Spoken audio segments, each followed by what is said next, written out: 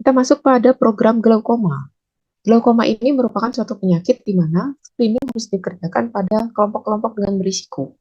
Kelompok risiko glaukoma adalah satu, kelompok dengan usia di atas 50 tahun, dua, dengan kerabat atau keluarga menderita glaukoma, dan yang ketiga adalah kelompok dengan penyakit sistemik tertentu. World Glaucoma Week selalu dikerjakan dengan melakukan health promotion dan juga pemeriksaan screening tekanan bola mata, baik pada para penunggu pasien di poliklinik ataupun pada kelompok-kelompok dengan risiko tinggi, seperti tadi usia di atas 50 tahun ataupun dengan memiliki penyakit sistemik. Dan promosi kesehatan juga dikerjakan melibatkan media sosial ataupun internal rumah sakit dengan radio ataupun pada pasien kelompok menunggu pasien di depan poliklinik. Program yang berikutnya adalah program retinopati diabetik. Outreach program pada penyakit retinopati diabetik biasanya kita kerjakan dengan menggunakan fotofundus portable. Dan ini dikerjakan di kelompok-kelompok risiko tinggi seperti pojok DM di puskesmas, di balai banjar ataupun di balai kesehatan. Fotofundus portable yang digunakan ini nantinya bisa dilihat hasilnya, foto retinanya, baik langsung pada handphone yang digunakan ataupun pada dilakukan print sehingga pasien bisa mendapatkan kopi gambar dari hasil pemeriksaan. Kita tidak hanya mengerjakan ini di pojok DM ataupun di Balai Banjar, tetapi juga kita masuk pada kelompok-kelompok masyarakat yang memiliki risiko khusus. Seperti kalau gambar di atas ini kita kerjakan pada kelompok pojok DM di puskesmas tertentu di Bali.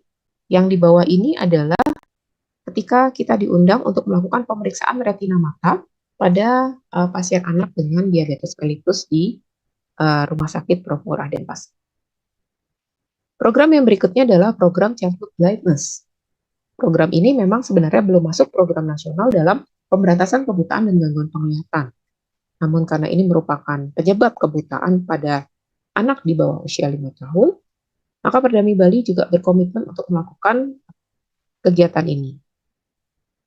Kegiatan yang rutin dikerjakan adalah kegiatan dalam gedung di rumah sakit melakukan screening ROP. Jadi screening yang dikerjakan bisa dikerjakan di ruang PICU atau PICU pada kondisi bayi stabil, kemudian di poliklinik pada saat pasien datang kontrol ke polimata, jadi dikerjakan oleh dokter mata divisi pediatrik oftalmologi, kemudian pemberian kacamata sesuai kebutuhan. Nah, untuk social service-nya dikerjakan di kelompok-kelompok dengan risiko tinggi seperti dengan kelompok disabilitas, yayasan yatim piatu, ataupun di panti asuhan. Ini adalah ketika kita diundang pada kelompok disabilitas pada saat perayaan ulang tahun kelompok tersebut di Bali. Nah, ini adalah recap kegiatan World Sight Day. Kegiatan ini sudah rutin dikerjakan untuk mengumpulkan para SPM, melakukan edukasi health promosi sesuai dengan tema World Sight Day. Kegiatan ini sebelum pandemi rutin kita kerjakan, namun saat pandemi kita berhenti, dan setelah pandemi kita kerjakan kembali. Di hari Kamis, minggu kedua bulan Oktober, kita kerjakan setiap dokter mata di wilayah Bali, di depan ruang tunggu di poliklinik mata, para pasien dilakukan edukasi tentang pentingnya menjaga kesehatan mata dengan tema edukasi yang berbeda-beda. Sebagai kesimpulan, prevention blindness dan visual impairment adalah tanggung jawab kita sesuai dengan keberhasilan Six Building Block. Sebagai organisasi sosial, sudah seharusnya kita mengembangkan suatu program-program yang akan sustain, yang akan berkelanjutan dan ada impact-nya di sosial. Tidak hanya pelayanan kesehatan sosial saja, namun jangan lupakan tentang pentingnya promosi kesehatan mata yang akan meningkatkan awareness dari pasien dan keluarga pasien itu. Terima kasih atas perhatiannya. Semoga bermanfaat. Saya tutup dengan Om Santi Santi Santi Om. Assalamualaikum warahmatullahi wabarakatuh. Shalom, nama budaya, salam kebajikan. Terima kasih.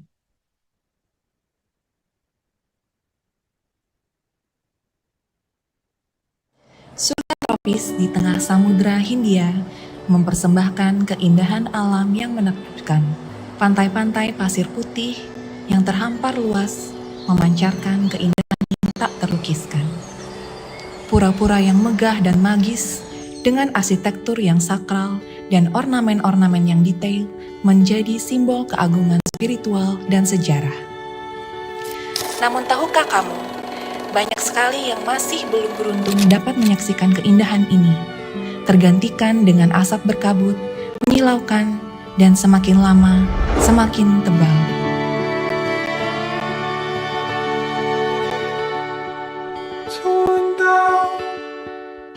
Kali ini, kami ingin memperluas jangkauan kami untuk menyebarkan harapan bagi mereka yang kurang beruntung di Sumba Timur. Berdasarkan data terbaru, diperkirakan sekitar 16.000 orang di Nusa Tenggara Timur mengalami katarak.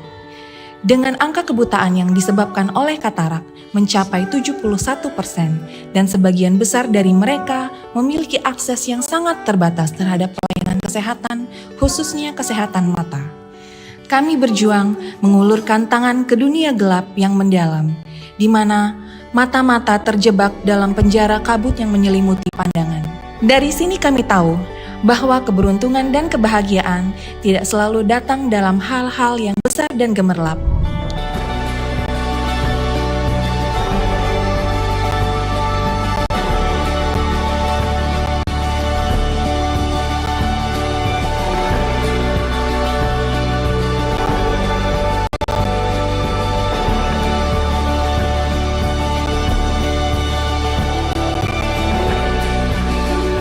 Kami, Perdami Bali, akan terus berjuang untuk membuka pintu dunia yang penuh warna setelah lama terkunci di dalam kegelapan.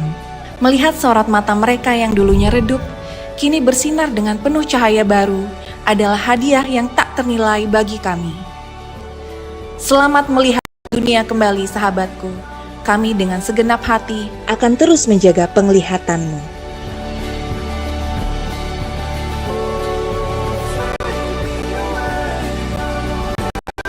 Kami, Perdami Bali, berkomitmen untuk memberikan kontribusi positif kepada masyarakat, khususnya bagi mereka yang mengalami keterbatasan dalam penglihatan.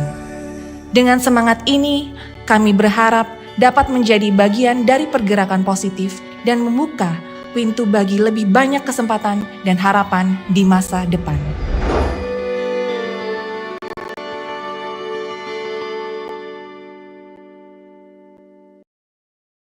Salam sejahtera untuk kita semua.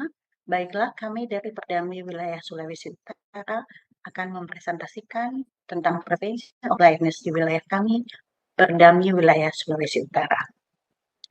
Untuk diketahui bersama, Sulawesi Utara adalah salah satu provinsi yang terletak di ujung utara Pulau Sulawesi, Indonesia, dengan ibu kota terletak di Kota Manado. Sulawesi Utara sendiri memiliki kepulauan dengan jumlah pulau sebanyak 287 pulau, dengan 59 diantaranya berpenghuni. Wilayah administratif Sulawesi Utara terbagi menjadi 4 kota dan 11 kabupaten dengan 1.664 desa atau kelurahan.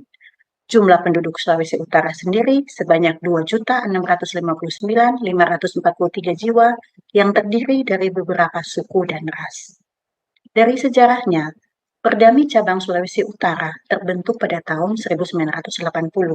Anggota pendiri berjumlah 7 dokter spesialis mata yang berdomisili di Manado dengan satu tujuan, menjadi rumah ketiga bagi para spesialis mata yang bekerja di Sulawesi Utara, sehingga bisa saling menjaga dan menjadi tempat untuk menyalurkan aspirasi dan kreativitas yang dimiliki guna demi pengembangan pelayanan kepada masyarakat, khususnya di bidang mata.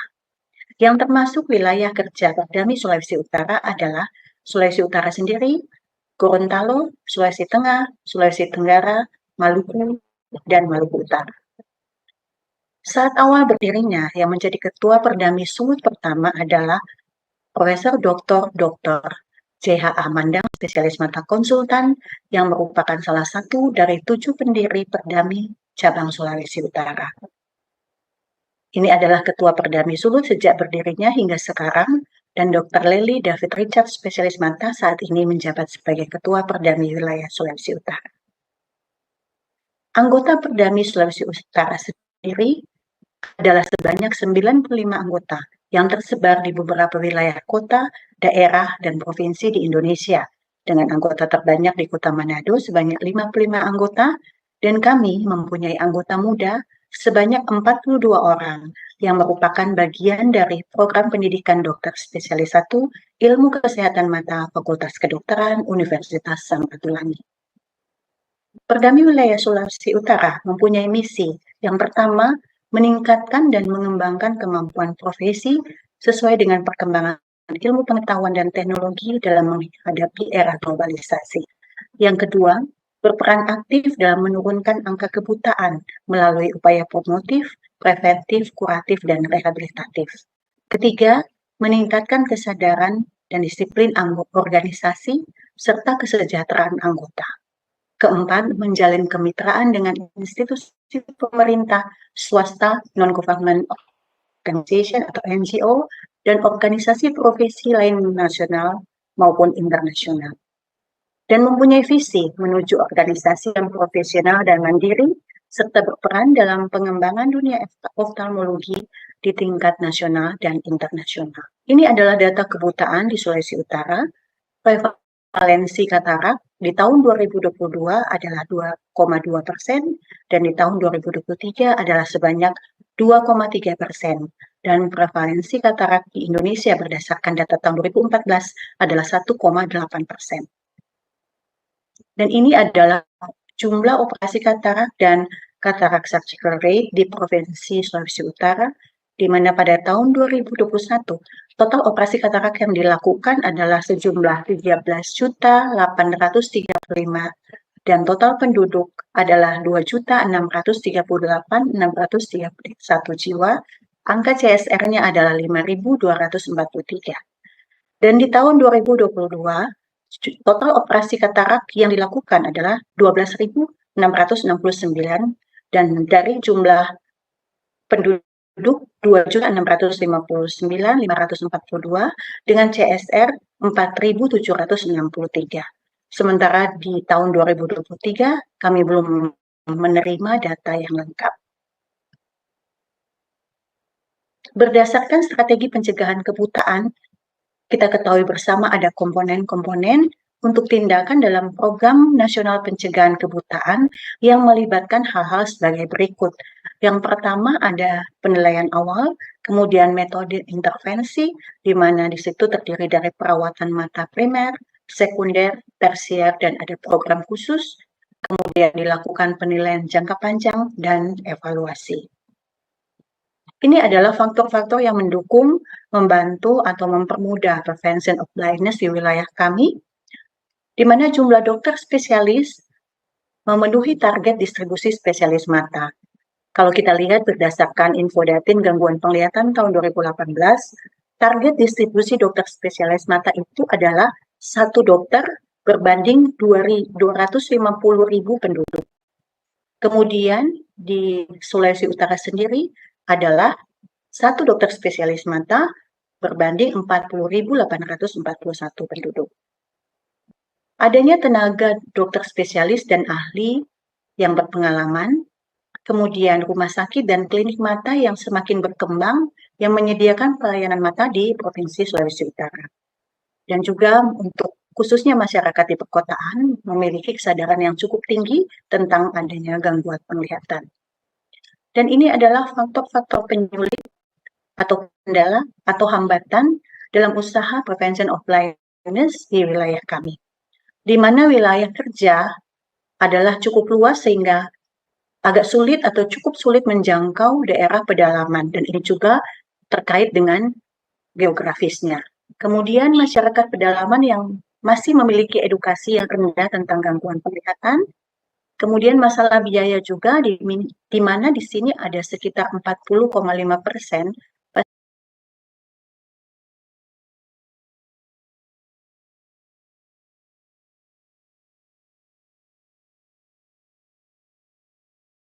di wilayah Perdami Sulawesi Utara, yaitu di Sulawesi Utara, di Gorontalo, di Sulawesi Tengah, di Maluku Utara, Sulawesi Tenggara, dan di Maluku. Total ada 101 rumah sakit dan klinik mata yang melayani pelayanan mata. Baik itu berupa rumah sakit pemerintah, rumah sakit swasta, klinik mata pemerintah, dan juga klinik pribadi.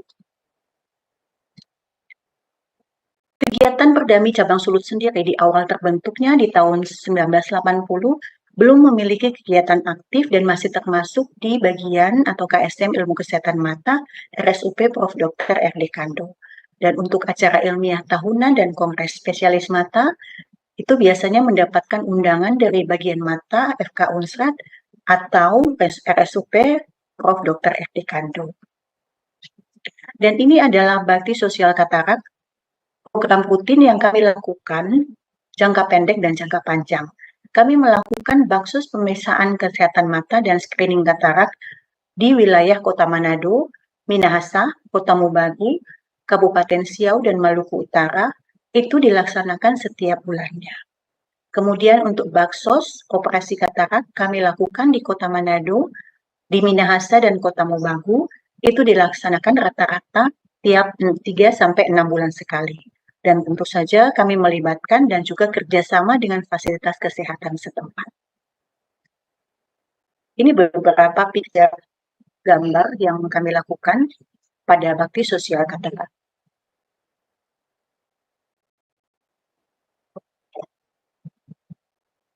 Ini ada bakti sosial lainnya yang terkait dengan bencana alam yang terjadi dan kegiatan atau event lainnya.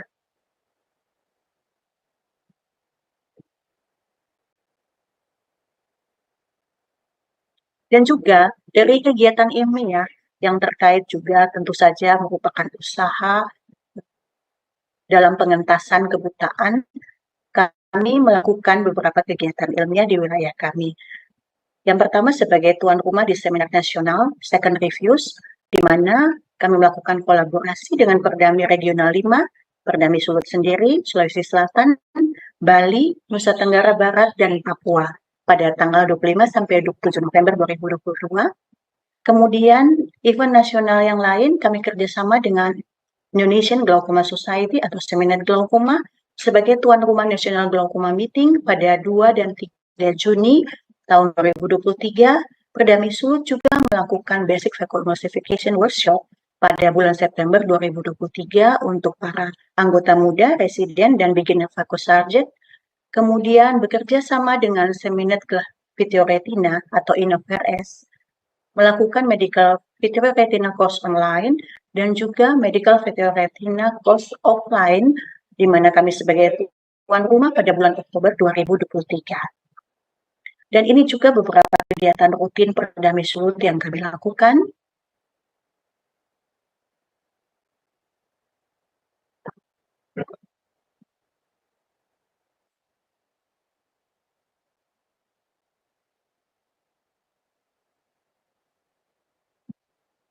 Sebagai bahan evaluasi Perdami Wilayah Sulut, di mana menjadi salah satu komponen strategi pencegahan kebutaan adalah sebagai berikut. Tentu saja diperlukan edukasi kepada masyarakat untuk meningkatkan pengetahuan tentang kesehatan mata. Diperlukan juga penyebaran dokter spesialis mata ke kabupaten atau daerah-daerah yang terpencil agar penyebaran dokter spesialis mata itu lebih merata. Perlu dilakukan bakti sosial, edukasi, atau operasi yang lebih intensif dan menjangkau masyarakat di wilayah kerja kami, Perdami Sulawesi Utara. Sebagai kesimpulan, Perdami Sulawesi Utara sendiri sudah terbentuk dan berdiri cukup lama dan anggotanya tersebar di beberapa daerah, kota, provinsi di Indonesia. Angka katarak surgical rate di Sulawesi Utara sendiri mencapai lebih dari 4.000. Di mana tahun 2021 mencapai 5.243, tahun 2022 sebanyak 4.763, di mana target CSR Indonesia sendiri di tahun 2020 adalah minimum 3.000. Perdami Wilayah Sulawesi Utara memiliki beberapa program rutin jangka pendek dan jangka panjang untuk meningkatkan hubungan antar dokter spesialis dan juga terutama untuk bersama-sama dalam pelayanan kepada masyarakat dan pengentasan kebutaan secara menyeluruh. Terima kasih. Tambah lagi. Hah? Enak ya. Sampai kuat dong.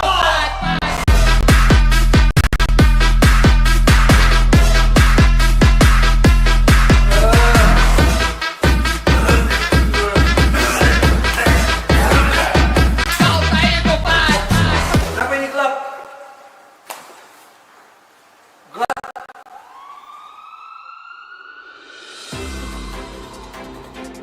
Mengoplos alkohol murni dengan air mineral dan larutan penyegar, 2 orang pemuda terpaksa dilarikan ke rumah sakit untuk mendapatkan perawatan. Seorang pemuda ditemukan tewas di dalam rumah sakit dan seorang lainnya masih mendapatkan perawatan intensif. Di tempat kejadian sudah ada rekan kami, Wulan. Ya Wulan, silakan. Ya, terima kasih rekan Steri. Saat ini saya sementara berada di tempat kejadian dan akan melaporkan secara langsung mengenai kejadian intoksikasi alkohol. Dan saat ini saya sudah bersama dengan ibu pemilik kos-kosan. Ya Bu, silakan dijelaskan bagaimana kejadian yang terjadi tadi Bu. Oh ya, ada 2 orang yang minum-minum di depan sini. Yang satu langsung pingsan setelah minum, tapi dalam perjalanan meninggal. Yang satunya lagi masih dalam perawatan intensif. Mari Pak, sebelah sini Pak. Tolong dokter. Iya, mari Pak. Kenapa gelap ini dok? Iya. Tolong dokter. Kacamatanya dibuka dulu ya Pak.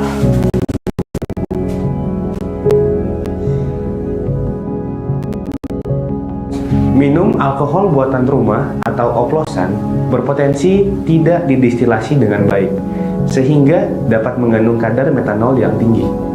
Metanol merupakan senyawa beracun yang dapat merusak sistem saraf kita, termasuk saraf pada mata kita yang berfungsi untuk penglihatan.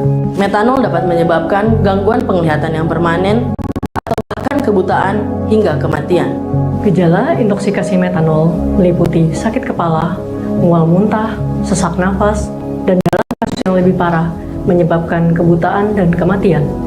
Oleh karena itu, pencegahan merupakan kunci utama dengan stop mengonsumsi alkohol oplosan. Berhenti job bagate.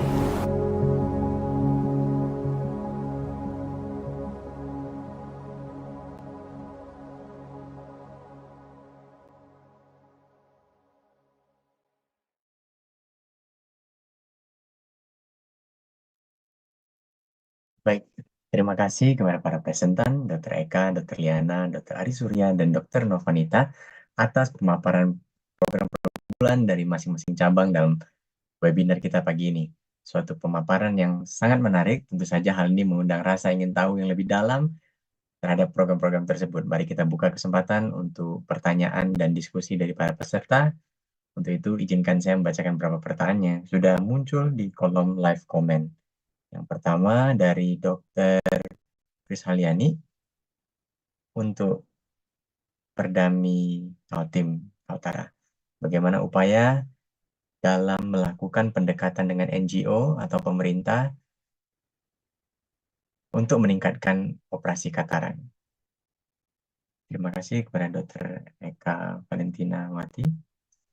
Saya semata.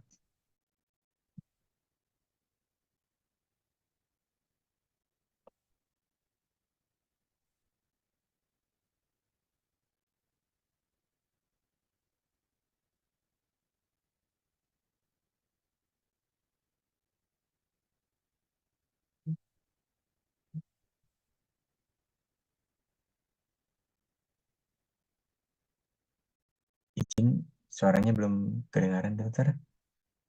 Untuk unmute, maaf.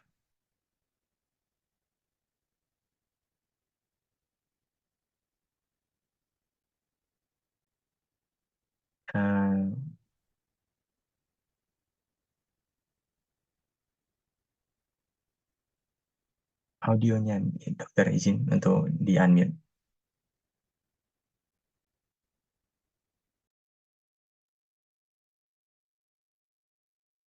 Masih belum terdengar, dokter. Maaf.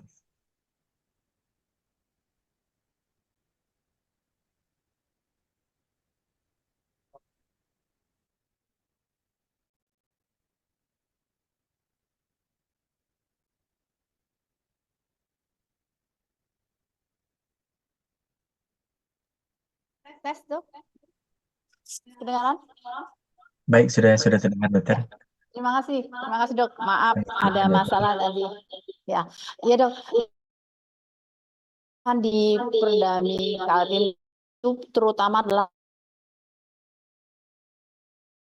paling besar dana yang dibutuhkan adalah transportasi. Baik itu transportasi yang tim medis maupun pasien, karena memang karena lokasinya yang cukup jauh dan terkantong-kantong sehingga mobilisasi pasien juga cukup penting.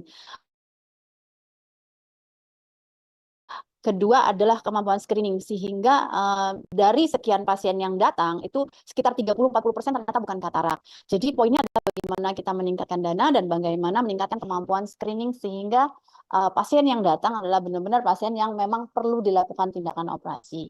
Pendekatan-pendekatan yang sudah kami lakukan saat ini terutama sekali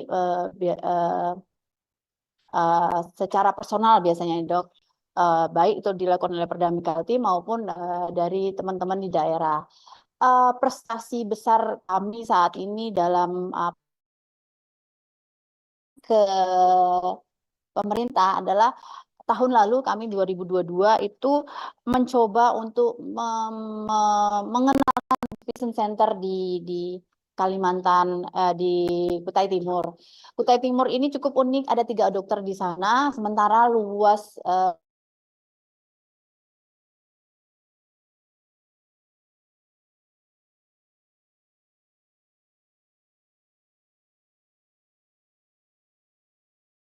wilayahnya itu sekitar 37.000, jadi cukup luas sekali.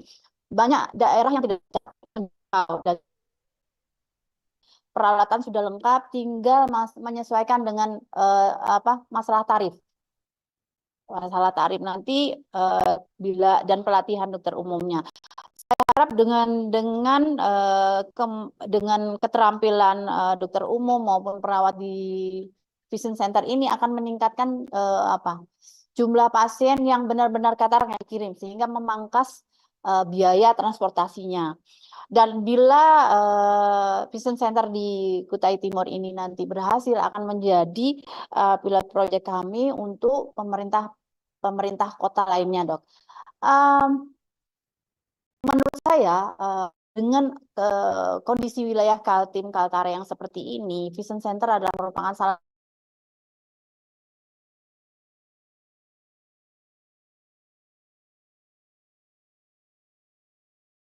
transport untuk